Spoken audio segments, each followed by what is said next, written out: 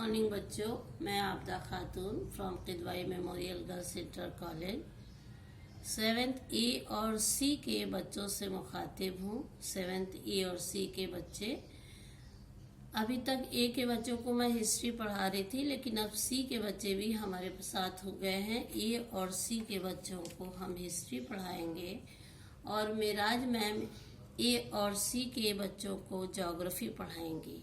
ठीक है, इतनी बात समझ में आ गई बच्चों।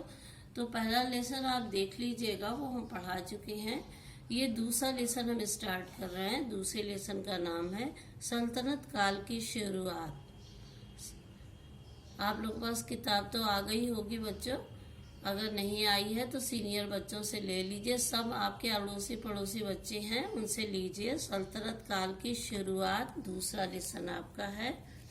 सल्तनत काल में बच्चों, जब तराइन की द्वितीय युद्ध में पृथ्वीराज चौहान की पराजय के पश्चात दिल्ली में तुर्क शासकों का राज स्थापित हो गया।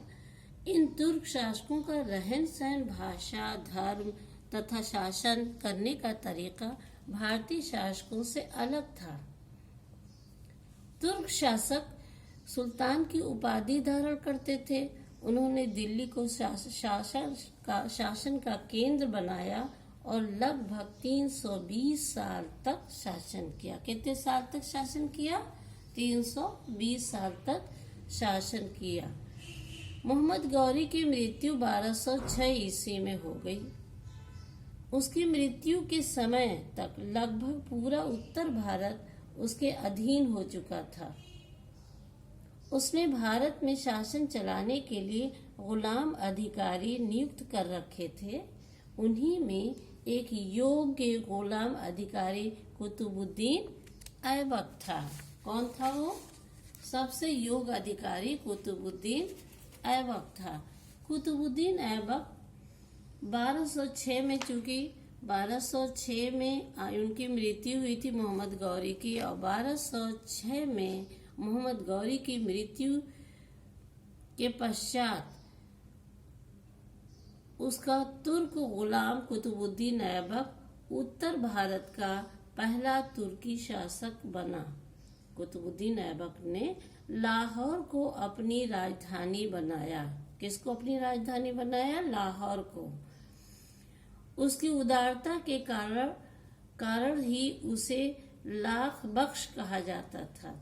क्या कहा जाता था? लाख बख्श। बहुत उदारता था, बहुत उदार तबीयत का था, बहुत हेल्पफुल था, सबकी मदद करता था, इसलिए उसको लाख बख्श कहा जाता था। अर्थात वो लाखों का दान करने वाला दान प्रिय व्यक्ति था। इतनी बात समझ में आ गई बच्चों। अब हम कुतुबुद्दीन ऐबक के बाद जो है, कुतुबुद्दीन के जब तबीयत खराब हो गई और वो शासन के लायक नहीं था, तो उसका एक गुलाम था इल्तुतमिश। 1210 ईस्वी में कुतुबुद्दीन ऐबक की मृत्यु हो गई। उसके पश्चात दिल्ली के अमीरों ने इल्तुतमिश को गद्दी पर बैठाया। 1206 में मोहम्मद गौरी की मृत्यु हुई। फिर 1206 के बाद कुतुबुद्दीन ऐबक ने शासन संभाला। फिर कुतुबुद्दीन ऐबक ने 1206 तक से लेकर 10 तक संभाला। जब 1210 ईस्वी में कुतुबुद्दीन ऐबक की मृत्यु हो गई, तो दिल्ली के अमीरों ने इल्तुतमिश को गद्दी पर बिठाया। उसे ही उत्तरी भारत में तुर्की के राज्य का वास्तविक संस्थापक माना जाता है। गद्दी पर बैठने के बाद उसे आंतरिक और बाहरी समस्याओं को जूझना पड़ा। 1210 ईस्वी में कुतुबुद्दीन ऐबक की मृत्यु हो गई और दिल्ली के अमीरों ने इल्तुतमिश को गद्दी पर बैठाया। यहाँ तक बात आपको समझ में आ गई।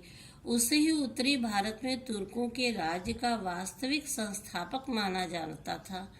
गद्दी पर बैठने के बाद उसे आंतरिक और बाहरी समस्याओं को जूझना पड़ा।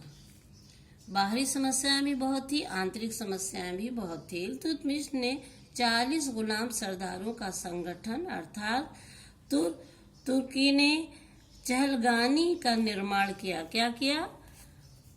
तुर्कान ने चहलगामी का निर्माण किया। ये किसने किया? 40 गुलाम सरदारों के संगठन को इकट्ठा किया और उस संगठन का नाम उसने क्या रखा? तुर्गाने चहलगानी का निर्माण किया।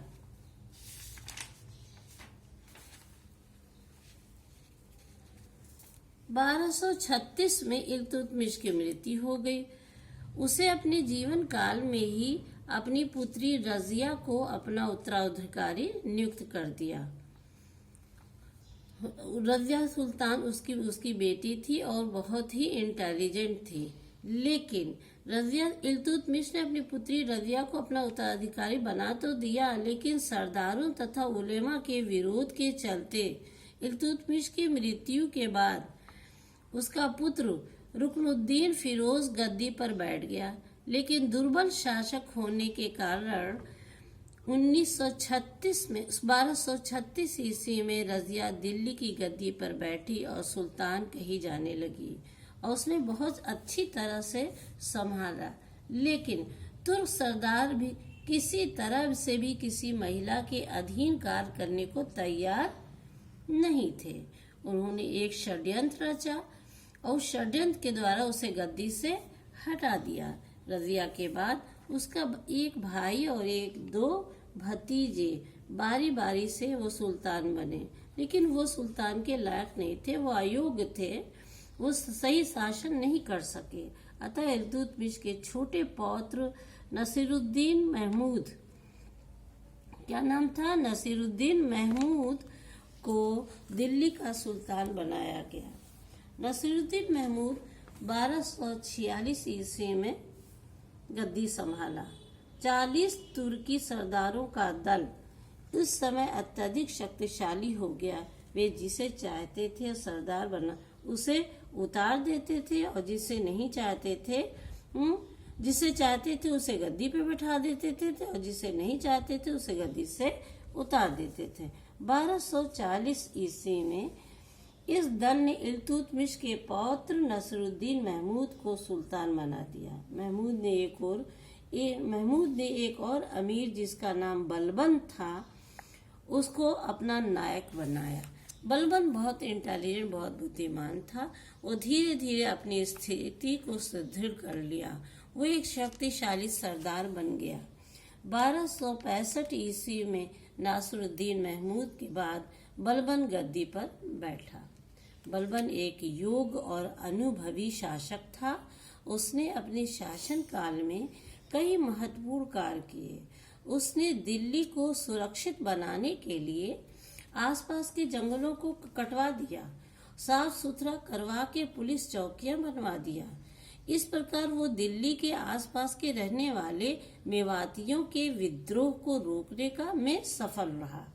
मेवातियों के अलावा उसे अन्य विद्रोह का भी दमन किया।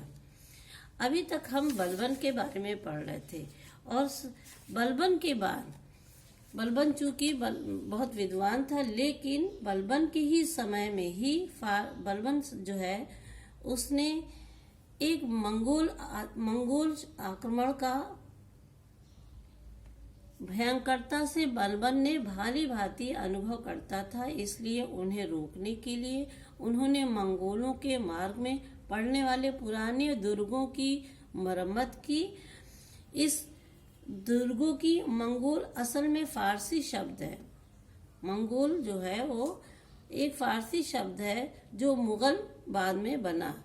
यही मुगल जो है उसके बाद शासन करने लगे। यहीं तक आपका ये लेसन है बच्चों, और ये लेसन बहुत छोटा सा है। छोटे बहुत क्वेश्चन भी है। इसके छोटे क्वेश्चन का आंसर हम नहीं लिखवाएंगे क्योंकि बहुत छोटे छोटे क्वेश्चन है, हम बोल दे रहे हैं, आप लिख ले रहे हैं। पहला क्वेश्चन क्या था? दिल्ली सल्तनत का वास्तविक संस्थापक किसे माना जाता है?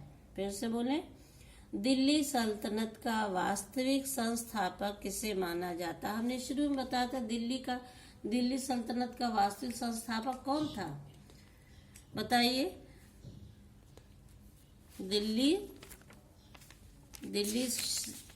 दिल्ली का सबसे पहले दिल्ली सल्तनत का वास्तविक संस्थापक दरअसल इल्तुतमिश को माना जाता था। किसको माना जाता था? इल्तुतमिश को। पहला क्वेश्चन है ये।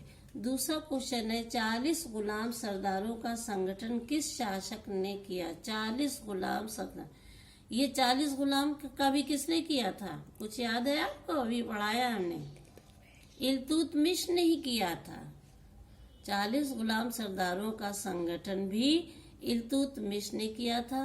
तीसरा क्वेश्चन आपका, कुतुबुद्दीन ऐबक को लाख बख्श क्यों कहा जाता है? अभी आपको बताया था ना, कुतुबुद्दीन ऐबक को लाख बख्श कहा जाता था, और क्यों कहा जाता था ये भी आपको ही बताया, लेकिन आपको याद नहीं। एक बार हम फिर दोहरा देते हैं। कुतुबुद्दीन ऐबक भारत का पहला तुर्की शासक बना। कुतुबुद्दीन ऐबक, वो कुतुबुद्दीन ऐबक ने लाहौर को अपनी राजधानी बनाया। उसकी उदारता के कारण ही उसे लाख बख्श कहा जाता था। लाख बख्श अर्थात वो लाखों का दान करने वाला दान प्रिय व्यक्ति था। ये तीसरे क्वेश्चन का आंसर है। अब आपका चौथा क्वेश्चन आता है, दिल्ली सल्तनत में कौन कौन से राजवंशों ने शासन किया? बहुत इंपॉर्टेंट क्वेश्चन है ये कि दिल्ली सल्तनत काल में दिल्ली सल्तनत में कौन कौन से राजवंशों ने शासन किया? तो दिल्ली में कौन कौन से शासन किया, सबसे इम्पोर्टेंट क्वेश्चन है। इसमें 4 लोगों ने किया। सबसे पहला नाम कुतुबुद्दीन ऐबक, इल्तुतमिश, फिर रजिया सुल्तान, फिर नसरुद्दीन महमूद, फिर 5वां नाम बलबन। किसने किसने किया? कुतुबुद्दीन ऐबक, इल्तुतमिश, रजिया सुल्तान, नसरुद्दीन महमूद और बलबन ने राज किया। अब आपका आखिरी क्वेश्चन आता है, दिल्ली बलबन के मंगोल आक्रमण से बचाव के लिए क्या किया? बलबन ने मंगोल आक्रमण से बचाव के लिए क्या किया? मंगोल जो आक्रमण चारों तरफ से अटैक करते थे, आपको बताया ना मंगोल। सबसे पहले बलबन ने क्या किया कि उसने चारों तरफ के जंगलों को कटवा दिया, और कटवा के साफ सुथरा करके चौकियां बनवा दी। चौकियां बनवा दी, इसलिए चौकियां बनवाई, पुलिस चौकियां बनवाई ताकि उधर से आक्रमण ना होने सके। तो उसका आंसर बच्चों, अगर आपके पास किताब है, पेज नंबर 25 पर आप देखिए, लिखा हुआ है कि बलबन एक योग्य और अनुभवी शासक था। उसने अपने शासनकाल में कई महत्वपूर्ण कार्य किए। उसने दिल्ली को सुरक्षित बनाने के लिए आसपास की जंगलों को कटवाया तथा साफ करवाकर वहां पुलिस चौकियां बनवाई। इस प्रकार वो दिल्ली के आसपास रहने वाले मेवातियों के विद्रोह को रोकने में सफल रहा। मेवातियों के अलावा उसे अन्य विद्रोह का भी दमन किया। यह आपका आखिरी क्वेश्चन है। ठीक है, अब 2 एक्सरसाइज है जिसकी फोटो हम आपको भेज देते हैं। फोटो आप कर लीजिएगा। फोटो भी बहुत, वो क्वेश्चन कर सकती है लेकिन हम फोटो भेज देते हैं। ये आपका 2 लेसन कंप्लीट हो गया।